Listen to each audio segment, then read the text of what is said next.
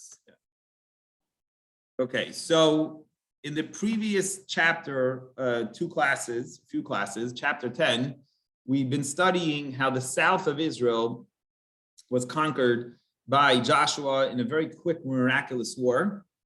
Then in the beginning of chapter 11, which we had 2 classes on so far, we learned about in the previous class how there was a major war. A bunch of major army got together to surprise attack the Jewish people who were living in this area that I'm pointing to now called Gilgal.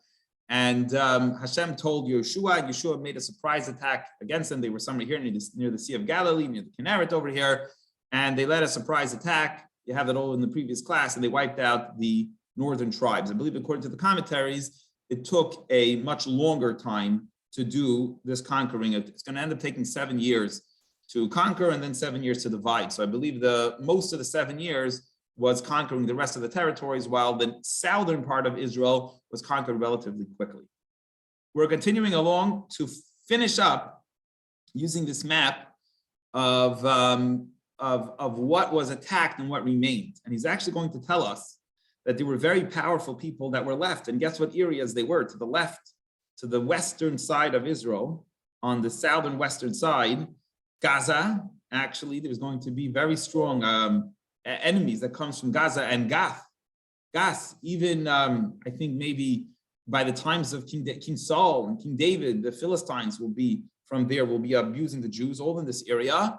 And also Ashdod, we're going to see these 3 cities, Gath, Gaza, and Ashdod, they were left and strongholds of the enemy that remained and stayed in Israel. On the other hand, Dvir, Hebron, and Ahab, we'll see inside, we're all taken care of. And you'll see that as they wrap up chapter 11, again, so we start talking about the southern Israel in chapter 10, the beginning of chapter 11, the war against the northern kings in Israel. And now we're going to follow up with kind of wrap it up in today's Navi. So look inside with me and we'll see that inside right now. Let me go to the Navi and we'll share that together. Here we go. So we're holding Joshua, the book of Joshua, chapter 11, and we are holding, I believe it's verse 18. So let me just scroll down to verse 18. We'll also show Rashi's commentaries. We're doing Rashi's commentary among others in our class. Let me just go down to, make this a little smaller because I think I'm blocking the screen with the picture here. Okay, go to verse 18 and we'll start from there. Yomim Rabin, many days. Also Yeshua Joshua led for many days a war against all these kings. Took a very long time. I believe the number is 7 years. And actually, Rashi says something very interesting. If you see the Rashi here in verse 18, he actually says, very fascinating, that this is a rebuke to Yehoshua. He says something very interesting. He says that Yehoshua was told that his mission in life was to wipe out, Moshe couldn't bring the Jews into Israel. Moshe brought them to the border, and Yeshua's job was to help the Jews conquer Israel and settle.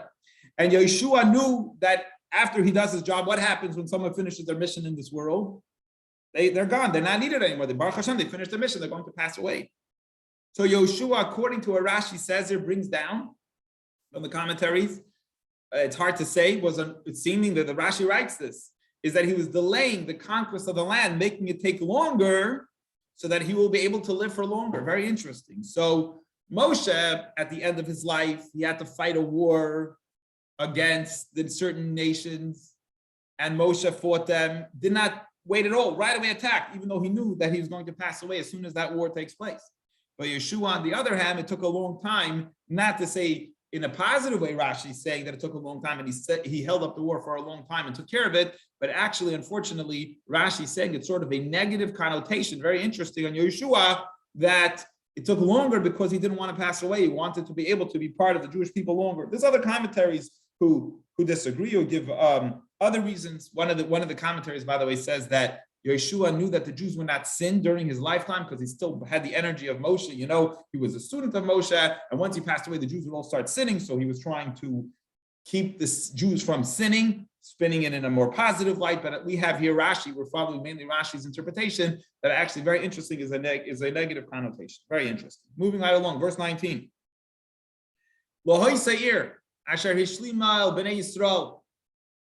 There was no city that the Jews made a peace deal with them. Remember, when the Jews came to Israel, they said, Mister, listen up, all the 7 nations that are there. You're in or you're out. You're here, we're going to fight you. Otherwise, go. And one of the countries actually took them up and then left. So they were left with 6 countries that they had to fight to conquer the land. Of those 6 nations that lived among in the country of Israel at the time, there was one city that tricked them. The city's name was Ai, if I remember correctly. We're going to see here. I'm sorry, the Givonim. It was the Givonim. The Givonim tricked them and pretended like they were from a distant country, made a peace treaty that the Jews kind of had to end up keeping their word. I'll show you, I'll go to the map for a second just to show you guys which city we're talking about. If you remember, we learned that in the class together. It's right here.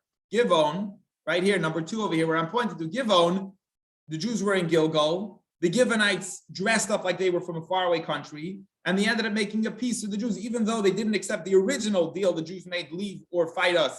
They stayed. They made a peace deal, and they were allowed to live there. Without going into the story, you have to go back to a previous class to get that full story. So back to our class in today's Navi. In verse 19, there was no city that made peace with the Jews.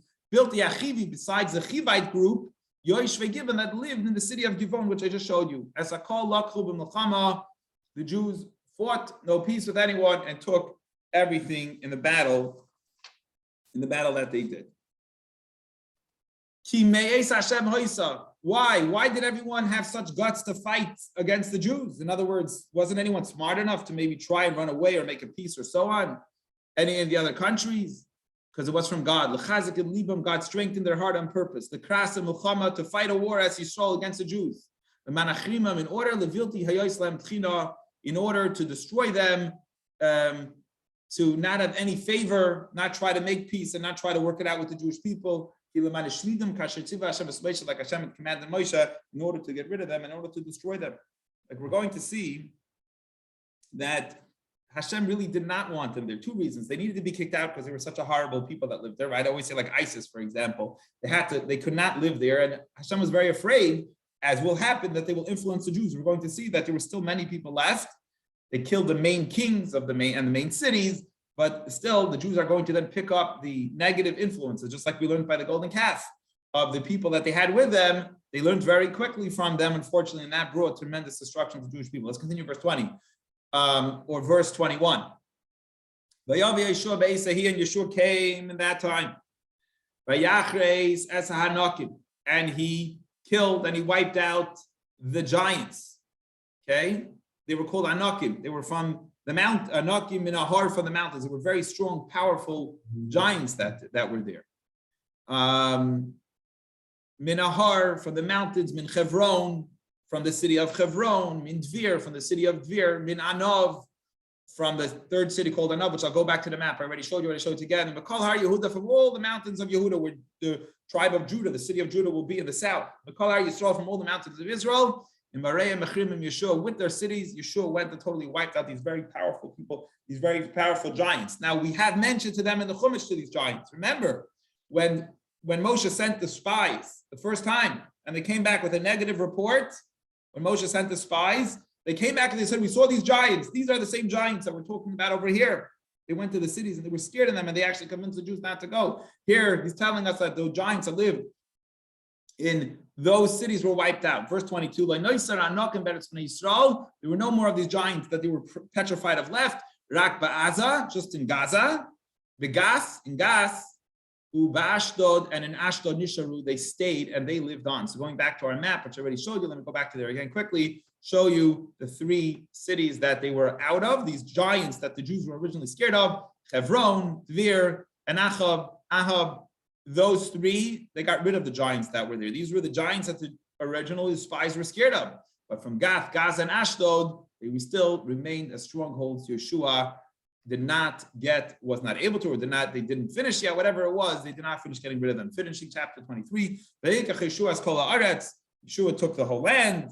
Moshe, just as Hashem spoke to Moshe, Yeshua lenachal Yisrael, and Yeshua gave it as an inheritance to Jewish people. And not just did he help conquer it, he divided it and into their tribes. And the land was quiet from war, and there was no more war. Yeshua brought them to peace and tranquility and quiet from the war that was going on. Now it says that the whole land was quiet, but as the commentaries tell us, that there were still sections. What does it mean that the entire land? There were sizable sections, the commentaries say, that there were still people there, but the kings, as we're going to see, were killed from those cities, and it was quiet. No one was waging war. They got rid of the main problems, and that is the end, my friends, of chapter 11. Now we will move on